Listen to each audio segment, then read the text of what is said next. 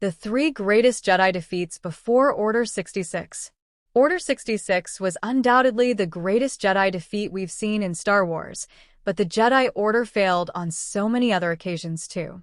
The Clone Wars were the ultimate Jedi trap. I'll never forget how Matt Stover describes them in the fantastic novelization of Star Wars, Episode 3, Revenge of the Sith. It all came to a head, of course, in Order 66. Palpatine issued a single command, and Jedi died across the galaxy. A failure beyond anything Master Yoda had ever truly imagined, even if the Force had warned him it was coming. But this was far from the first time the Jedi had failed, and it surely won't be the last. Here are three other massive Jedi defeats in Star Wars history. Let's start with one of the most horrific defeats in Jedi history, the sacking of Coruscant. Seen in a video teasing BioWare's Star Wars, The Old Republic, this was the climactic battle between the ancient Sith army and the Jedi, and the Sith won. Darth Malgus led waves of Sith in an attack on the Jedi Temple on Coruscant, and they tore through the temple's Jedi defenders. When the Jedi were dead, Malgus ordered a planetary bombardment that ravaged Coruscant. The Sith had played their hand well, deceiving the Republic and tricking their enemies' forces into gathering on Alderaan. They then chose a group of 50 powerful Sith, handpicked to do as much damage as possible, and successfully overwhelmed the Jedi. It's hard to imagine the scale of the defeat. Half the Jedi High Council were killed, and the Chancellor of the Republic was assassinated in the attack.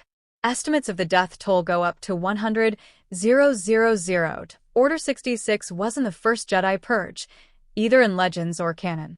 Charles Soule's Light of the Jedi dropped an ominous hint about the sheer scale of previous purges during a conversation between members of the Jedi High Council. I admit I can't help finding this scene rather amusing, because Yariel Poof can't resist dropping in a historical correction when it's not particularly relevant to the discussion. It feels like an academic warming to his favorite subject when everybody else is trying to talk about something else. But it's also a fascinating bit of information, suggesting Order 66 was not the greatest Jedi defeat in history. Even George Lucas intended there to be 50 to 100 Order 66 survivors. Given this is the case, it's hard not to conclude that some previous Jedi purges had actually been far more effective because they reduced the Jedi to just a handful of members. I wonder whether we'll ever see this play out in canon. Now, let's move to an event just 200 years before the Skywalker saga, during the High Republic era.